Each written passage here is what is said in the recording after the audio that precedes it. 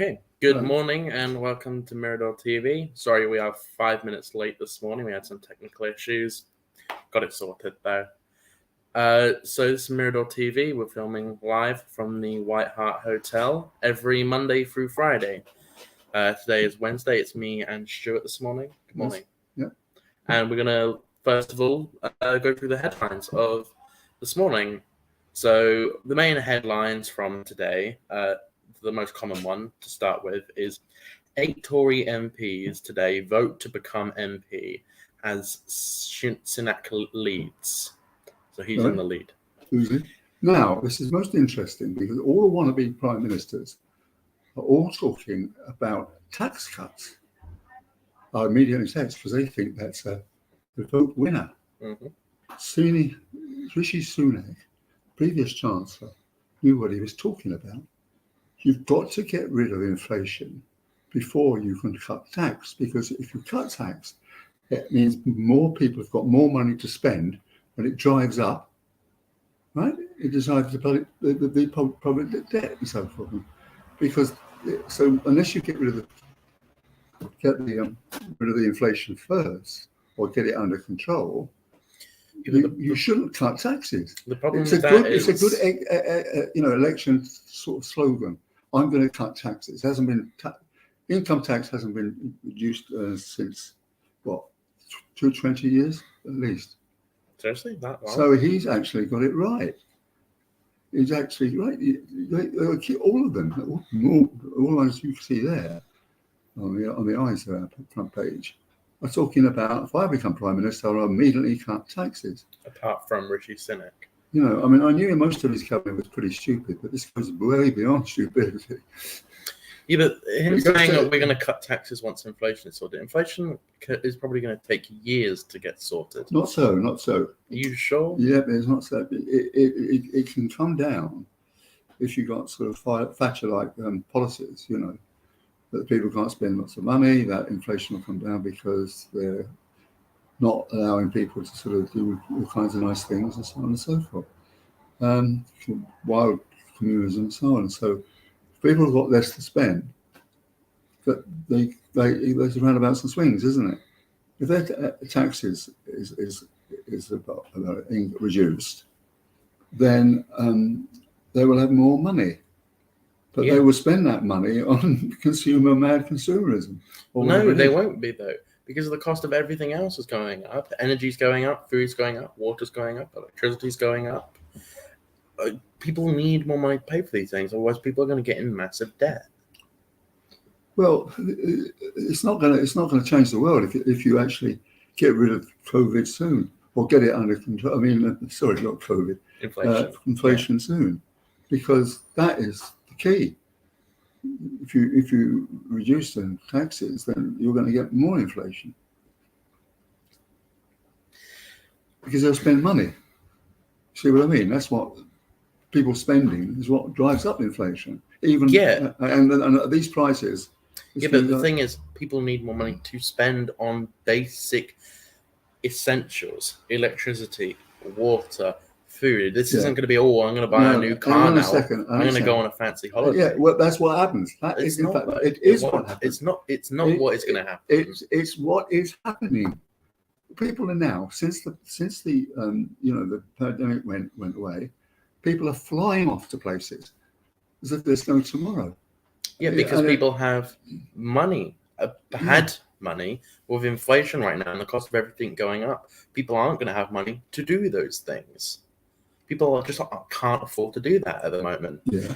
Right. So they're going to be spending their money because they're spending all their money on basic essentials like food, water, and like everything they need to. Shows Max, that they're spending money on foreign holidays, and they've gone a key off, haven't they? Because they said, well, it's going to cost you a lot more, but they ignore that. It's like pensions, you know. When old George Osborne said that he was going to allow people to realise their lump sum. But what happened if they continue to live a long time? They simply wouldn't have enough money, enough pension to live by. That's what the parallel here, because he said that you could realise some of the equity in your house, but as long as you spend it on the right things. Well, people weren't. And it's the same with the present crisis. If you give them more money, they're going to stoke inflation higher and higher. It's not going to be.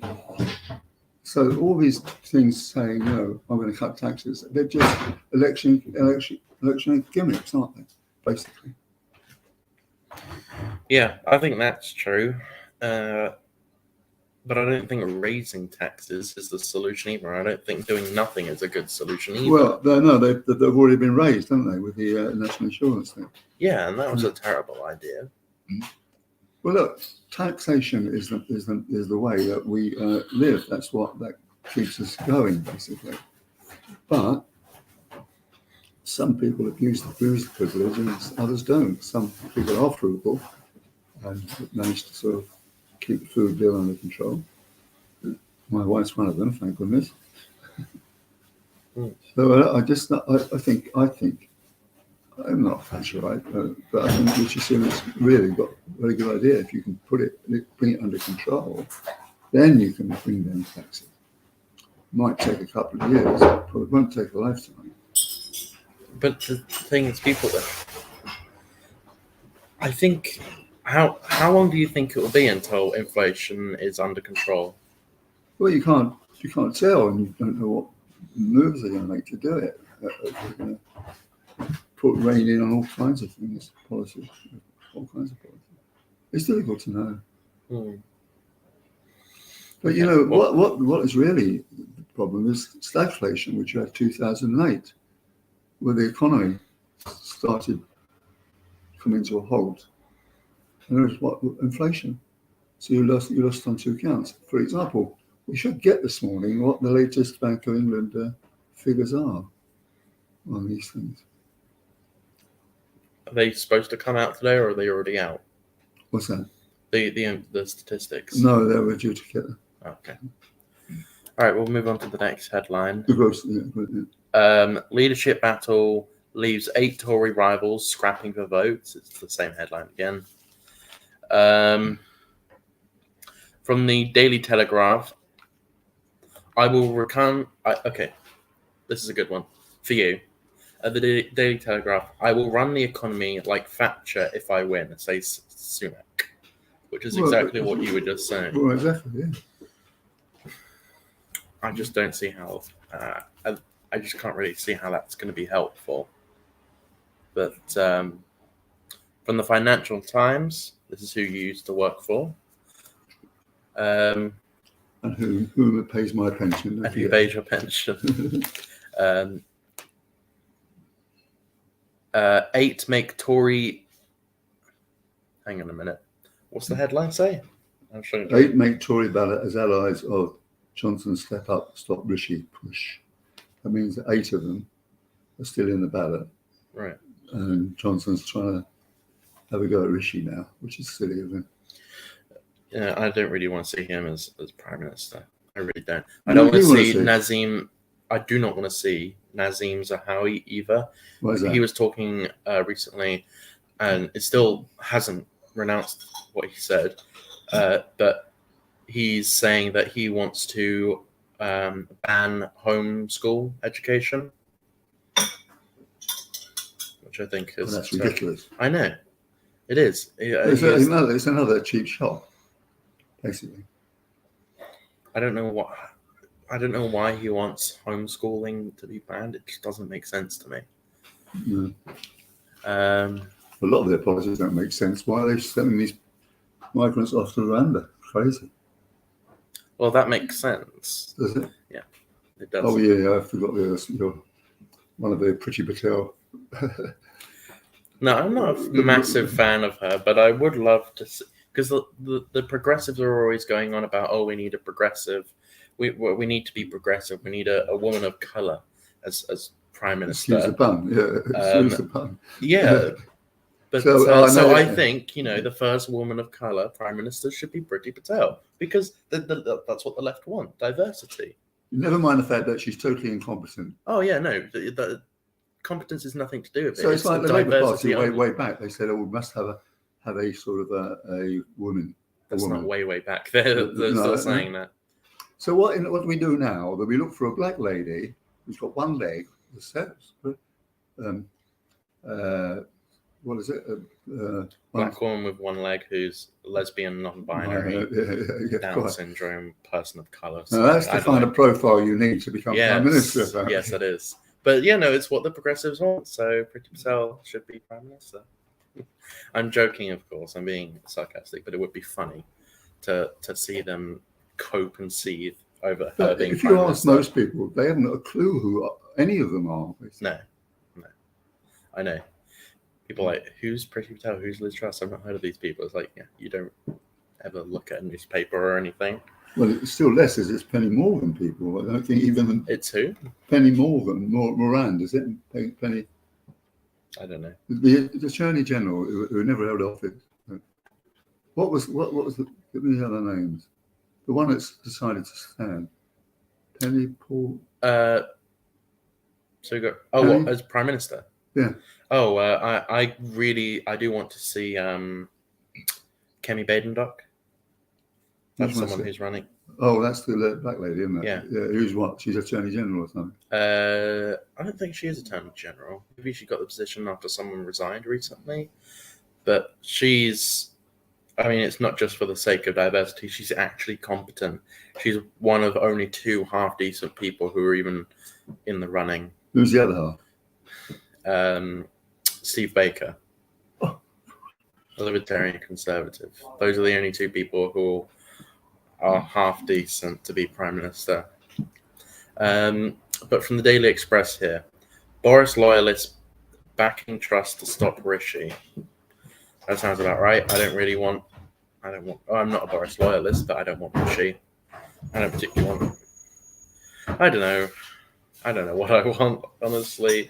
Whoever it's going to be is probably going to be worse than Boris. It's really as simple as that. No, it doesn't get any worse than Boris, does it? Well, people said the same thing. Oh, it can't get worse than Trump. And then you got someone with dementia in the White House now. He hasn't got dementia. He's got dementia. He can't even say a sentence. He can barely get out. Have you seen the videos of him reading the prompters? And he's like, America can be defined in a single word. End of quote. Repeat the line. And he's reading everything on the prompter. He recently said that. Have you ever watched one of his press conferences? Mm-hmm. You have. He stumbles all over his words, but 10 years ago, when he was vice president under Obama, he was not senile. I mean, what? He's older than you. I think he's going to be 80 this year, I think. No, not old people. Not all of them got Alzheimer's, you know. Well, the president does. Well, that's not fair. It's just a stupid blast from the past. He's old, yes, and older people too begin to get forget names, but it doesn't mean that they got Alzheimer's. Yeah. Well, there was another thing recently. He said he is mixing up countries, mixing up names and stuff, and country names, which is quite awkward. He said, I don't know, something about, I can't remember what it was. It was a while ago now. Anyway, let's talk about UK politics. Let's move on to the next headline. Sunak and Truss lead the race. So Sunak is in the lead, but Liz Truss is just behind, and it's looking like a toss-up between those 2 people. Neither of them are very good, and I think both of them are probably going to be worse than Boris.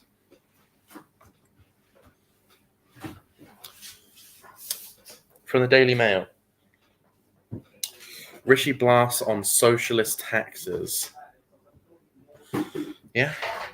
So he's being blasted for his opinions on taxes right now, which were not cutting taxes, which is very conservative of him, not cut taxes. What's the sub-headline say here?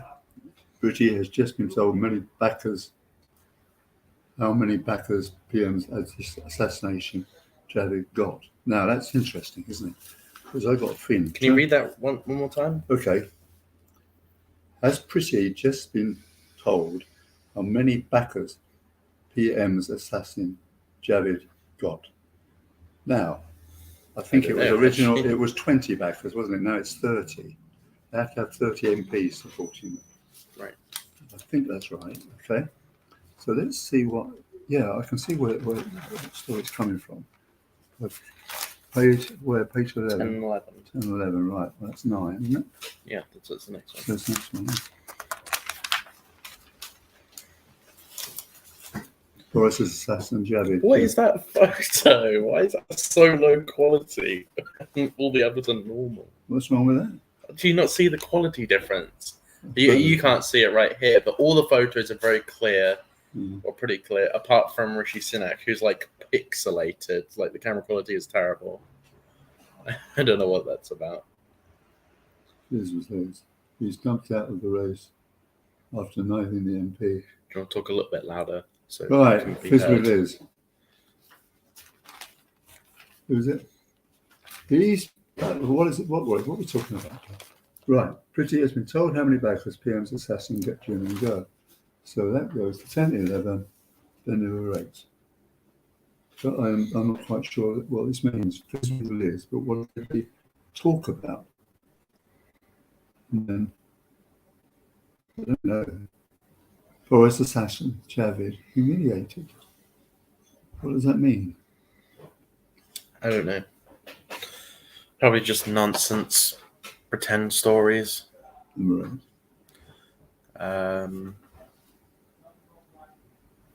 From the Metro, Britain on a red alert. So for the next week is going to be a red alert heat wave warning. Next week it's looking to get to 40 degrees. Yeah. That's insane. That's the hottest we've ever had in this country. And supposedly that's the same temperature as Death Valley in California is. So, and that's the desert. So well, my daughter was telling me she's having terrible trouble with fires and God knows how. She lives in California. Oh, yeah, yeah. But a friend of mine that I was talking to who lives in Spain, he's been living in Barcelona for a while. Very rich guy, very nice guy as well. And I said, "You're still in?" He said, "We're moving to France." And I said, "Why is that?" He said, "Spain is turning into a desert. It really is that dry and that nasty. There's the desert like." He's driven him out. I mean, look at things like Australia with the fires and the forest fires in California. It's almost really terminated my daughter's business. Where did you say she lived? Where did she live? California. Where in California? A place called Lake Hughes, north of LA. Okay.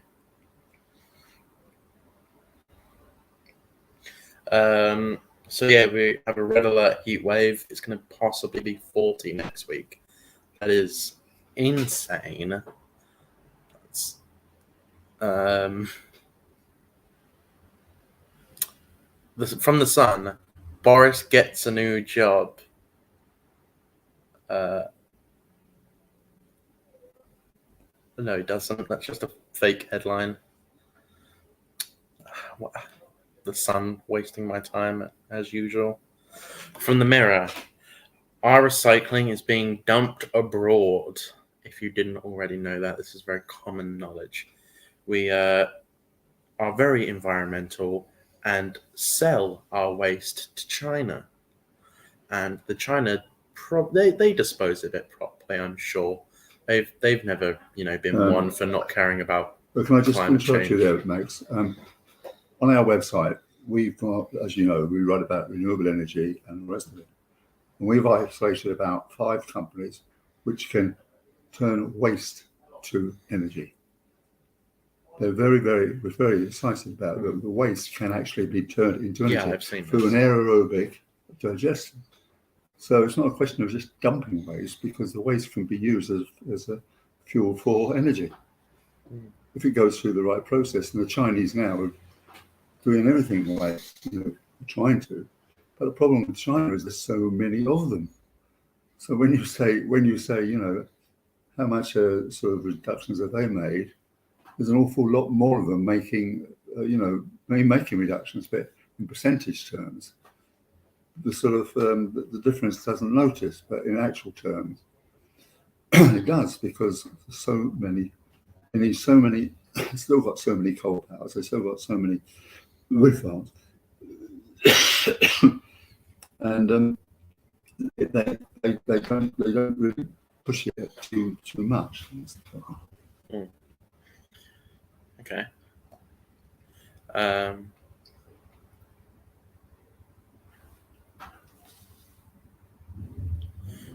So this is from the Daily Star. So Gary, what first attracted you to the multi-millionaire BBC? I don't get it. I don't know. Again, Daily Star.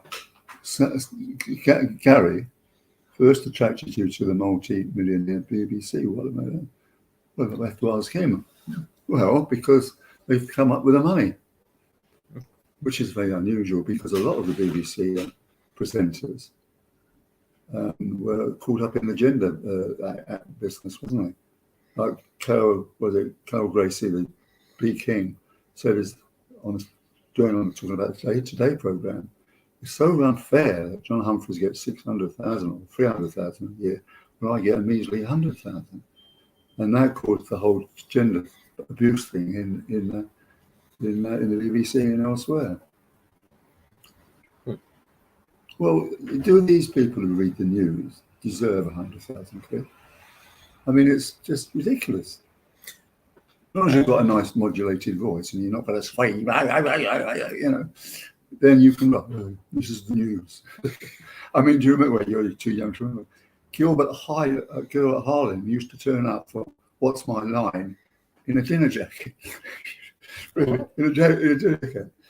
I remember my stepfather, who died now, and he was a sort of real cockney and a real sort of what you might call a conservative fascist. He came home one night and he said, "What's that woman doing reading the news? We can't have that. Whatever next?" God, a woman reading the news. God, I couldn't cope with it.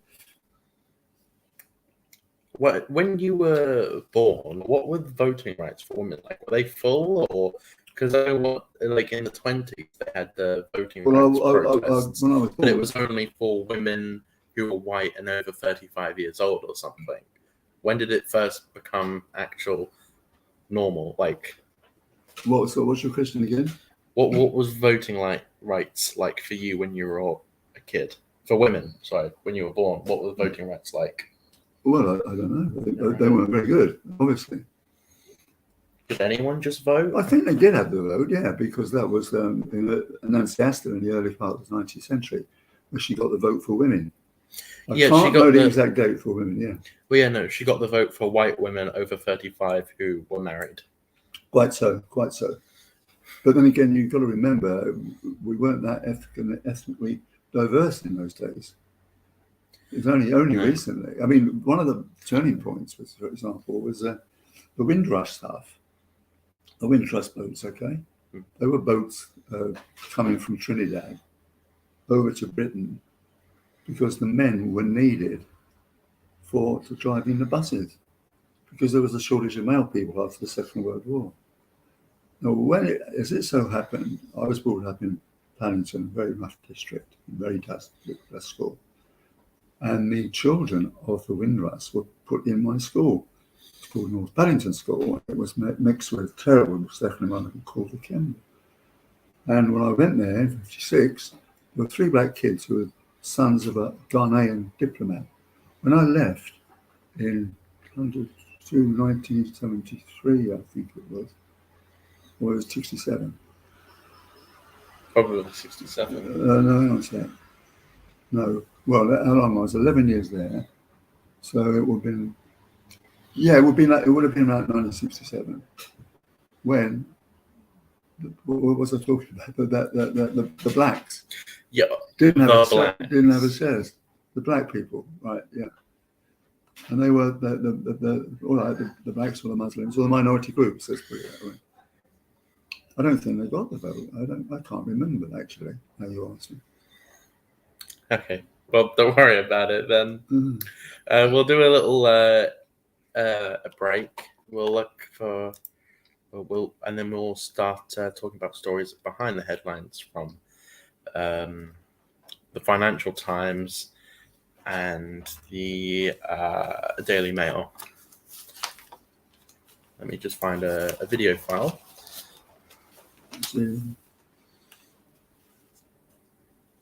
A Rocky Mountain scene drive through British Columbia, Canada. Okay, this could be quite nice. So we'll show this. It's only 5 minutes long.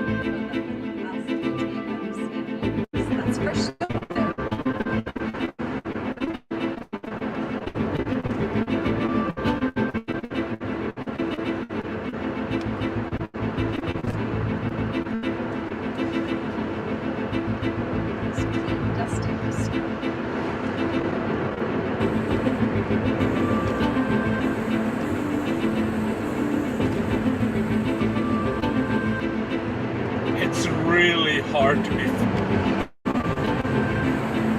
filming in the car here because the road is rough, patched up all over the place, and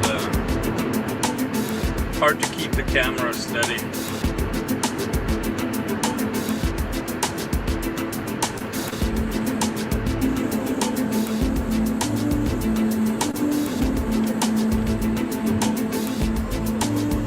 Now that is a rugged mountain range.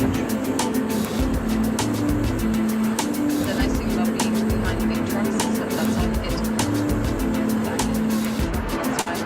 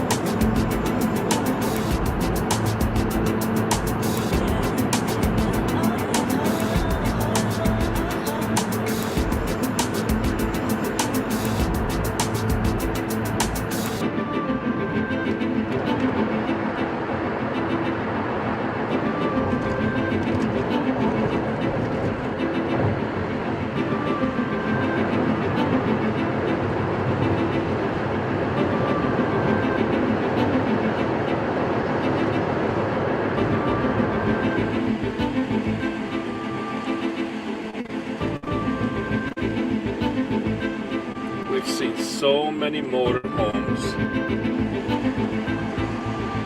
fifth wheels, trailers, campers, more than in other years for a long time. Even now, like I said, all around. Many of them are rental. Actually, this time we've seen a motorhome, a trailer, and a camper truck, but there's so many of them out on the road.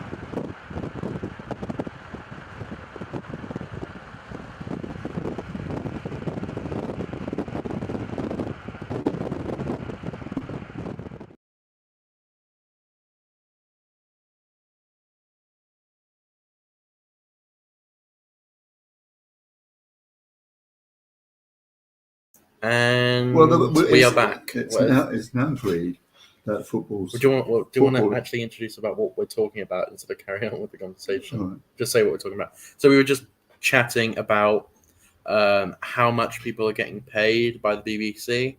The top earners are Gary Lineker and Zoe Ball. Zoe Ball is getting. She's the one who does the BBC headlines in the morning. She gets £984,999 a year, and Gary Lineker gets 1.354 million a year. Sorry, what were you saying? It's outrageous that they're getting paid by taxpayers' money. The BBC, right? Our money. Buy licenses. We're forced to buy licenses. Our money.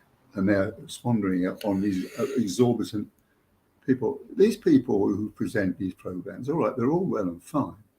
But are they worth £1 million just to talk about the football matches on Saturday? You know? And it's only, say 6 or 7 months a year because, you know, there isn't any football in the winter, in the summer that speak of. So why? And there was a big gender abuse argument, wasn't there? When Carol Gracie, I think that she was the Peking correspondent of the BBC, and she was getting 1/6 of what John Humphreys was getting being on the Today Show programme. So it's the old BBC needing to fix itself up. I don't think it would ever do. But the taxpayers pays these people's, you know. Not as if they're entertainers even, is it? You know. You know who I was surprised to see so far down the list? At 51, Louis Theroux gets paid £205,000 a year. Louis Theroux, I mean, I thought he would have been worth more than that. He's very good. I like Louis Theroux quite a lot. Do you watch much of his stuff? No. No? I don't watch a lot of television anyway. I prefer radio. Oh, really? Yeah, well, you know, it's all sort of. I watch some of the repeats because I like watching crime films, but it's just the way they talk now. They talk in this sort of staccato. Back in my day. Yeah. Yeah. You know, I'm going to go do this, but I don't know. And then you know, at least they got rid of BBC's got rid of Piers Morgan. He ever worked for him because. No, he worked for the Daily Mail and then ITV. No, he was editor of The Sun. Oh, The Sun. Murdoch papers, don't touch them. And then what Piers introduced was opinion-led newscasting. What he thought, not what the news actually was. Yeah, he was a CNN anchor as well at one point. Well, I tell you a story about, you know, he comes from around here. Yeah, he was born in the village down the way, didn't he? Yeah, a couple of times. And he went to the primary school. So I used to go around telling people Do you know he came from around here? And he said, oh, yeah. I said, well, keep it to yourself. Otherwise, the town's credit rating might go up or down. Okay. Well, he annoys me so much, that guy, Piers Morgan. Who are his true fans? I can't. Usually, certain people have a specific, especially when it comes to politics, they have a specific base, either right or left. Whose base is he pandering to? Well, He's anti-woke, but that's about it. I was just about to say what I've said many times before on programs, is that politics has been invaded by celebrities. Like Boris, they don't vote for the Conservative Party so much as voted for Boris, right? Yeah. The reason being, he's a very bit of a lad, but and the rest, and he's very, very good on television. I'm going to vote for him. Now, Piers Morgan is in the same bag, but he's not that good. He's not certainly fit to be a broadcaster, and yet people vote for him, like him, because he's a bit of a lad. He knows Trump. He knows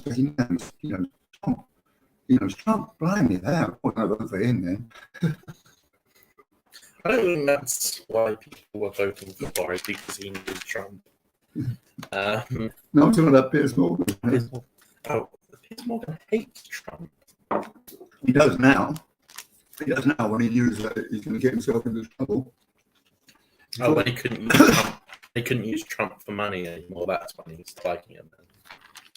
No, it's also the investigations into January 6th and the insurrection. Piers Morgan isn't doing that. This energy or personalization of the news reading is terrible. It should stop. Again. Yeah, no, I agree. When it comes to the mainstream media, it should just be the news, especially the BBC, as they're government funded by us, actually, funded by taxpayers. But I think the BBC as an institution should die. Why? Because they're just terrible. They lie, mislead, and they're taxpayer funded. Well, I'm paying for you. You are paying for this. Not so much. I don't pay taxes yet, but I don't make enough money to pay taxes yet. But you do, so you're paying for this. Well, I always said, I don't mind my taxes going up, providing it's for the right thing. But it doesn't go to the NHS. I don't want to actually sort of pay my taxes so that we keep Trident, for example, or because then that means that somebody like Boris can do exactly what he pleases.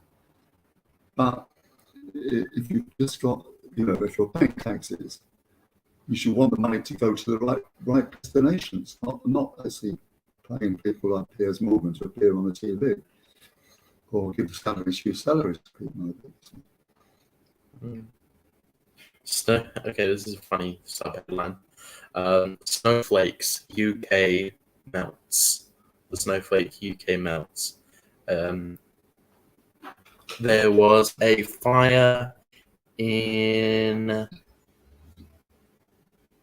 it doesn't say where this is.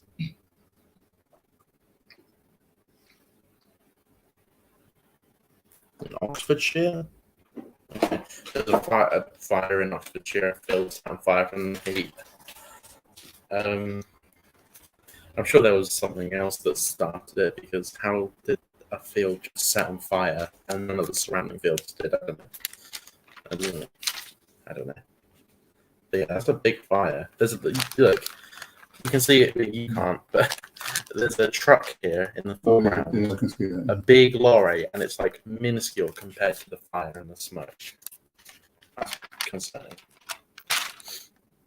We spoke about this one earlier. This is just... I mean, this is extended to the politics of the schoolyard, isn't it? Fight him, I'm going to fight him, I'm going to fight him.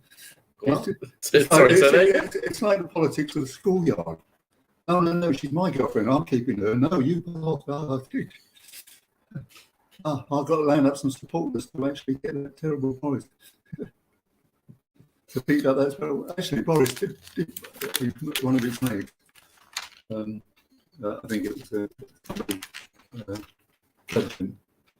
He asked Boris to find a thug to do somebody who was getting his business. So it's quite ridiculous.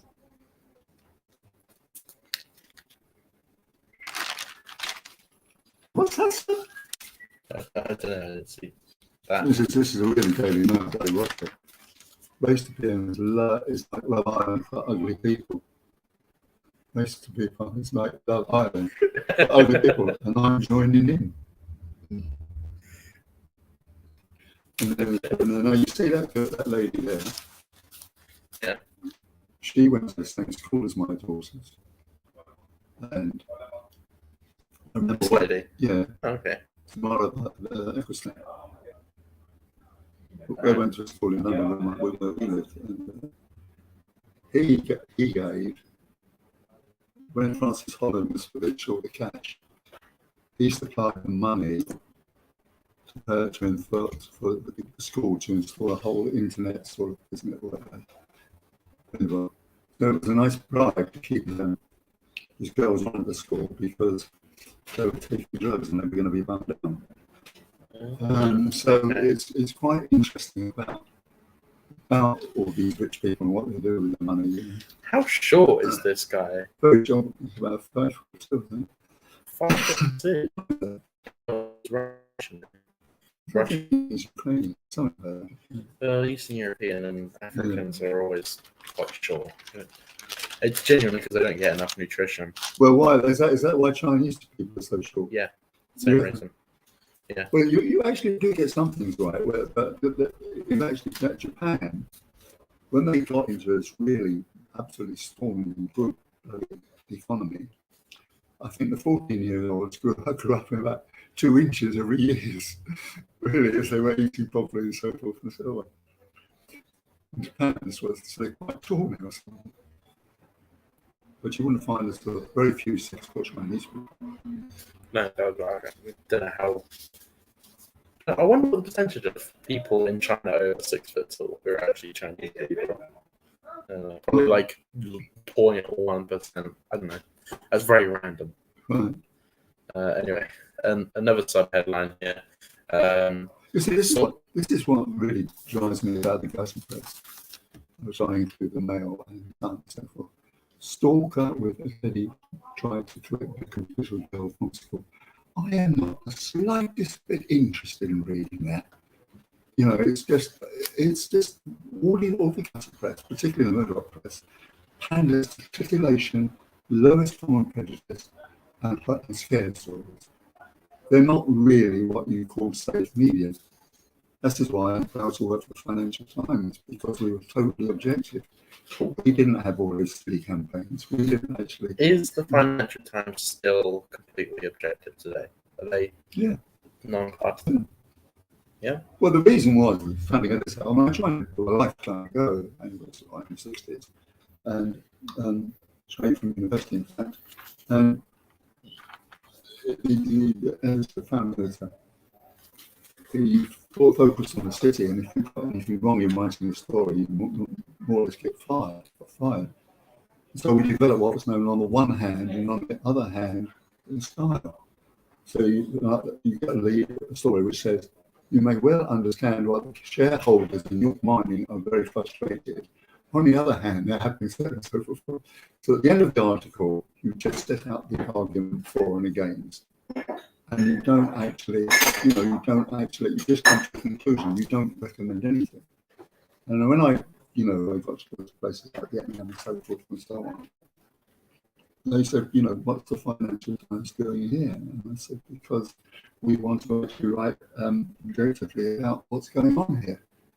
So that's the whole thing about media, that classical media. They don't tell us and prejudice. We don't see prejudice or anything like that. And even the argument about Brexit was very well balanced. In fact, the editor then, my father, got Legend d'Honneur not the Nigel Everett, English Nigel Everett else got, because he was very objective about Brexit. He set out the arguments for and against. That's why he could. Frankly, it helped having been a journalist have to read the newspapers. We were talking about successfully. I think that that people, if you say sources close to the Queen said, It's 99% of the time fake. you know that the Queen didn't say what they said, right? And then if you say sources close to what's it, unless you actually name the person who said the thing, you can't use the name up there. Right. I just found this out now. I didn't know this, but Tom Jones is 82 years old. Yeah. I thought he was younger than that. I thought he was like.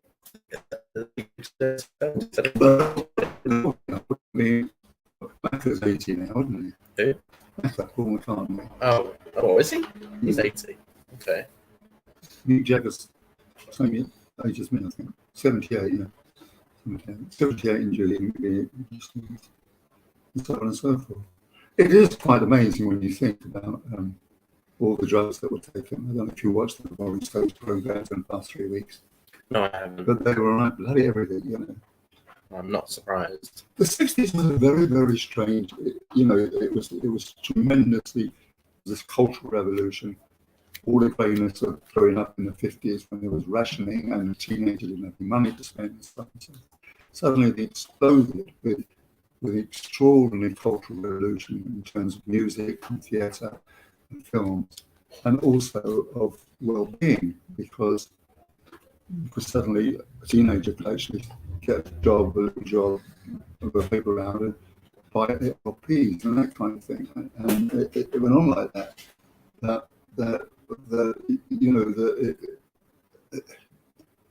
I've lost the plot now. What was I saying? We were talking about the Rolling Stones. They're doing a lot of drug cultural revolution. Yeah. And it seemed like in the 60s anything was possible. Of course, it wasn't at the end of the day. It just became the 70s and all the decade where there wasn't any culture shocks. But us 60s people never quite got over it, because it was between the pill and AIDS, right? It was a period. It led to actually unfettered hedonism and love making. So it's a very good period. You grew up in the 60s, didn't you? I'm not sure I've ever grown up. I've grown old, but I don't know about grown up. Were there lots of groups around in the 60s? Was it very, because that obviously is a stereotype. Well, all 60s around just hippies. You asked my wife. She's always saying that Stuart was the one undergraduate at Sussex University that didn't smoke dope. Let alone, I never smoked. I never smoked a joint. Oh, you've never even tried it? I had one puff. Okay. But, and then LSD was the drug count in the 60s. Okay, that's not. I never did. I didn't do that either. And then she said, look, Stuart was the only undergraduate who didn't take LSD and so forth. And nobody would believe it. Nobody would. The thing is, like, why I didn't smoke that. I never started smoking in the first place. Right? So if you smoked cigarettes, you probably would have started smoking weed. If you're already a smoker. Well, I would have thought so, because I've got a pretty obsessive personality. Okay. But it's done me very well, isn't it? I'm still alive and standing now. Okay, I mean, LSD that fries your brain. Weed, not so much, but. But let's say my partner said to me, she said, actually, cannabis can be very medicinal. It is. It's very, very harming, apparently. Yes, I have family who regularly. Well, she was baking it in cakes to help her with her arthritis. Oh yeah. And she was older than you at the time you started doing it, but apparently it was very funny. But yeah, no, it really helped her, and it chilled out her arthritis. After my mum's car crash, she started using CBD oil. Well, Do you know what that yeah, is? yeah, I do. Yeah. Yeah. And that helped her quite a bit. There's tremendous stuff in fungi development, fungi, Mm. mushrooms, and all that kind of thing. Yeah. That's medicinal. But, well, we'll end on a sort of very jolly note, which I was telling you about yesterday. It was about 9 months ago, I think it was, I got a bet down at Ladbrokes of 6-1. That were very good odds I got that Boris wouldn't reach the second term. And yesterday I went and picked up my 600 quid. 600 quid? Yeah. Damn. And that's the second time I've ever been in Ladbrokes. I just know Boris personally, and therefore I knew that he was going to come unstuck. I've been telling my wife for years that, you know, Boris will come unstuck at some point. Okay. And you were right. Since I've been passing out drinks to just about everybody in Lewis with my little case.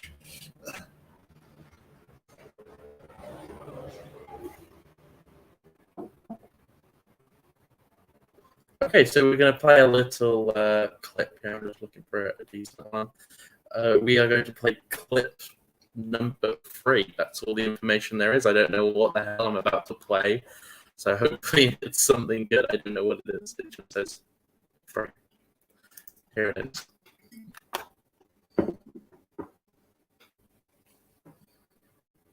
It's taking a while to load.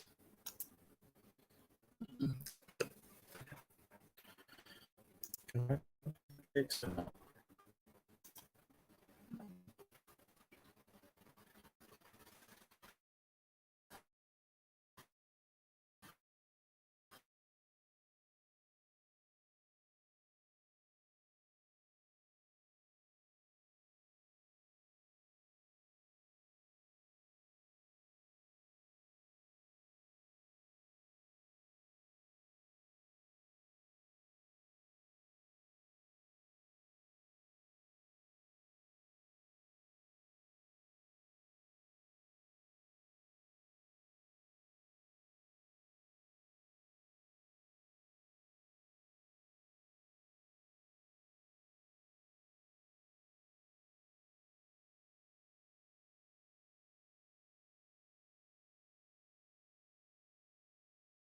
We have these sections. Usually this section also will look at in Sussex.